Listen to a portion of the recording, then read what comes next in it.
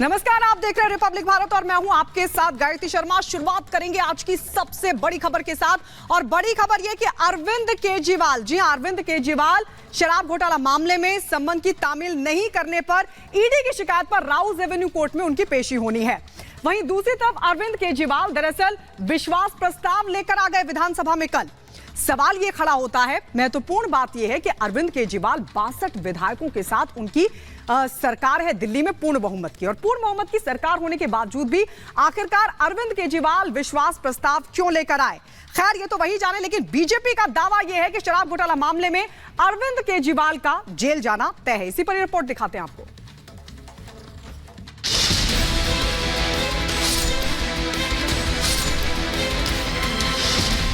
क्या गिरफ्तारी होगी जल्द, इसलिए आया विश्वास मत।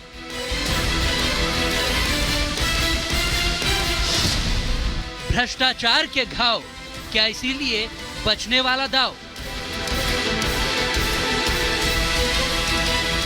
सियासत में दाव पेच और शहमात का खेल सबसे जरूरी होता है, जिसे आम आदमी पार्टी भी लंबे वक्त से खेलती आ रही है।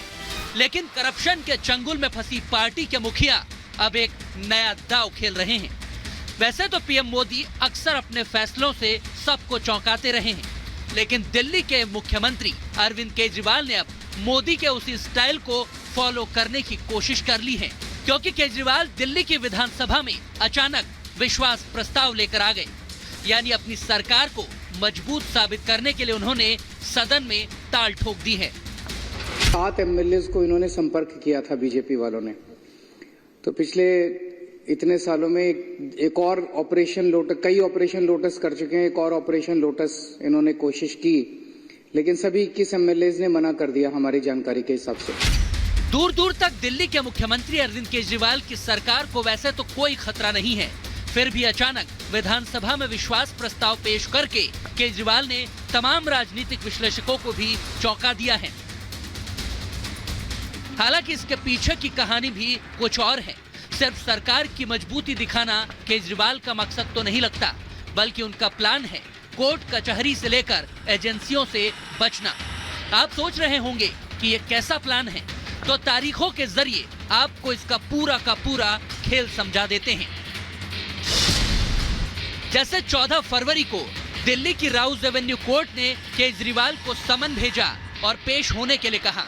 फिर 16 फरवरी को विधानसभा में केजरीवाल विश्वास मत प्रस्ताव पेश कर देते हैं, तो 17 फरवरी को सदन में इसी प्रस्ताव पर चर्चा होनी है।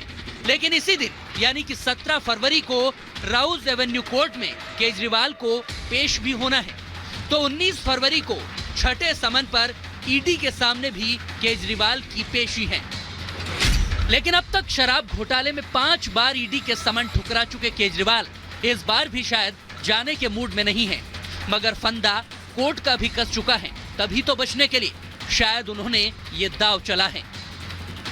अरविंद केजरीवाल जी अपनी सरकार के एमएलओ पे विश्वास नहीं करते और खुद अपनी सरकार के लिए ही विश्वास मत ला रहे हैं। वो जानते हैं करप्ट अरविंद केजरीवाल जी को एमएलए नहीं पसंद करते। वो डरे हुए हैं कि 19 तारीख को अगर उनके ऊपर कार्रवाई होगी तो एमएलए उनका बाद में साथ नहीं देंगे और वो मुख्यमंत्री नहीं रह पाएंगे। एमएलए उनको नहीं पसंद करते, इसलिए आज वो विश्वास प्रस्ताव खुद ही ला रहे हैं ताकि अगले 6 महीने तक विश्वास प्रस्ताव ना लाना पड़े। दिल्ली के बजट सत्र में विश्वास मत पर पॉलिटिक्स और भी तेज होनी है, लेकिन केजरीवाल इसे बीजेपी को घेरने का हथियार बनाने में लगे हैं, क्योंकि केजरीवाल ने आरोप लगाया है कि बीजेपी उनकी पार्टी के विधायकों को खरीदने की कोशिश कर रही है। इस सनसनीखेज आरोप के बाद बीजेपी भड़क गई। दिल्ली क्राइम ब्रांच ने भी केजरीवाल से सबूत मांग लिए, मगर सबूत देने के बजाय सियासी ड्रामा ही होता रहा।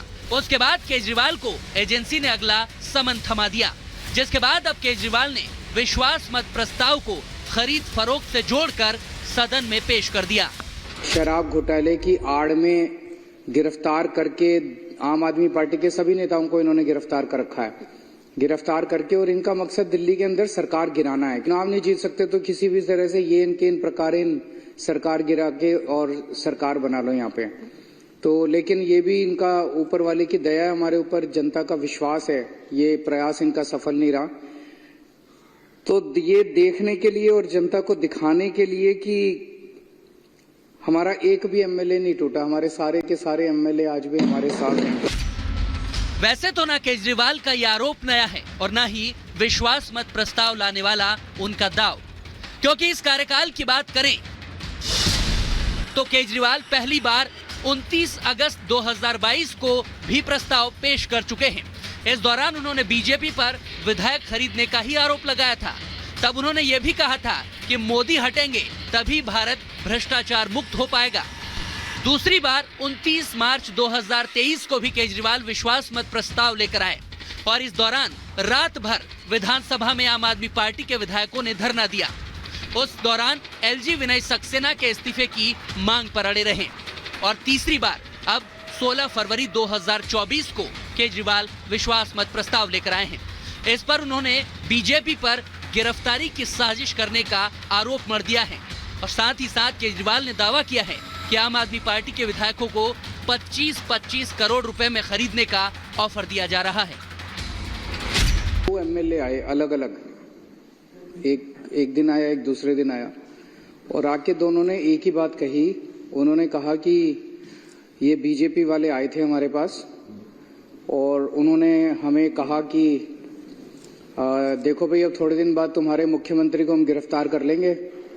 उसके बाद हमने ऑलरेडी 21 एमएलए को संपर्क कर लिया है और 21 एमएलए मान गए हैं पार्टी छोड़ने के लिए और उसे संपर्क कर रहे हैं। तो तुम भी 25 करोड़ रुपए देंगे और तुम भी आ जाओ पार्टी में और हम अपनी टिकट से तुमको बाद में चुनाव लड़ा देंगे। यह मुद्दा लंबे वक्त से चल रहा है, लेकिन अचानक इस पर विश्वास प्रस्ताव आना कई सवाल खड़े करता है, क्योंकि विश्वास मत हासिल करने के बाद सदन में सरकार को चैलेंज करना मुश्किल होता है। अगर केजरीवाल की शराब घोटाले में गिरफ्तारी होती भी है, उनके विधायक टूटते भी हैं, तो भी आम आदमी पार्टी सरकार बची रहे। शायद इसी इंतजाम में केजरीवाल लगे हुए हैं। 70 विधायकों वाली दिल्ली विधानसभा में बीजेपी के महज 8 विधायक हैं। उसमें से भी 7 विधायकों को बजट सेशन से सस्पेंड कर दिया गया है। इसमें नेता प्रतिपक्ष रामवीर सिंह बिधूड़ी भी शामिल हैं। तो क्या केजरीवाल का ये विश्वास प्रस्ताव सिर्फ शक्ति प्रदर्शन और बचने का ही एक तरीका है? Bureau report, Republic Bharat.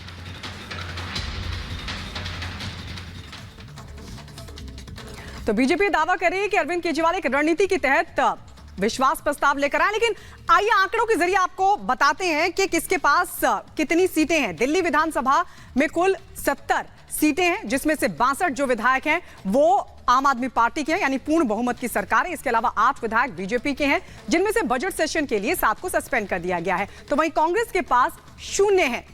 ये विधानसभा का आंकड़ा है जो बताता है कि पूर्ण बहुमत की सरकार है। लेकिन बड़ा सवाल ये खड़ा होता है कि फिर अरविंद केजरीवाल विश्वास प्रस्ताव क्यों लेकर आए? दिल्ली विधानसभा में विश्वास प्रस्ताव लेकर आए हैं सीएम केजरीवाल, जिस पर आज चर्चा होनी है। लेकिन इसके पीछे बड़ी रणनीति बीजेपी बता रही है। वो कह रही है कि एक तो 6 महीने तक उनको विश्वास प्रस्ताव नहीं लाना पड़ेगा, लेकिन इसको लेकर लगातार सियासत भी जारी है। दूसरी तरफ अरविंद केजरीवाल को आज राउज एवेन्यू कोर्ट में भी पेश होना है, क्योंकि ईडी की तरफ से शिकायत दर्ज कराई गई है। कोर्ट में यह कहा गया है कि बार बार हम संबंध कर रहे हैं शराब घोटाला मामले में, लेकिन अरविंद केजरीवाल पेश नहीं होंगे। लेकिन आपको बता दें, आज विधानसभा में जो विश्वास प्रस्ताव है उस पर चर्चा होगी।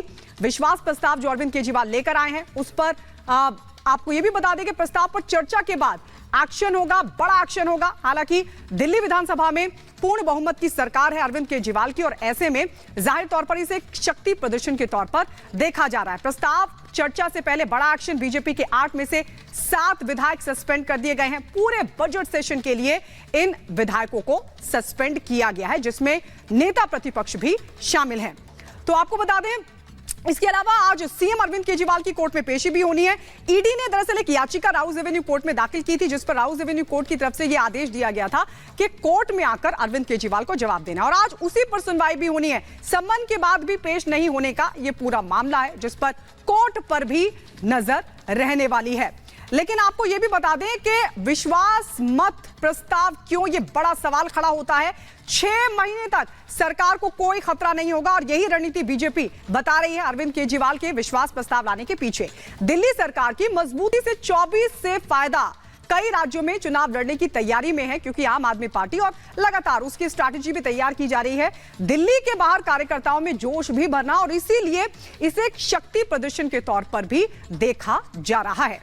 और आइए बढ़ते आगे और बात करते हैं उत्तराखंड की हल्द्वानी हिंसा मामले की। उत्तराखंड की हल्द्वानी हिंसा में जो मास्टरमाइंड है अब्दुल मलिक, अब उसकी संपत्ति को कुर्क करने की तैयारी है और इस मामले से जुड़े जो तमाम आरोपी हैं उन पर भी होगा बड़ा एक्शन। आइए दिखाते हैं इस रिपोर्ट में।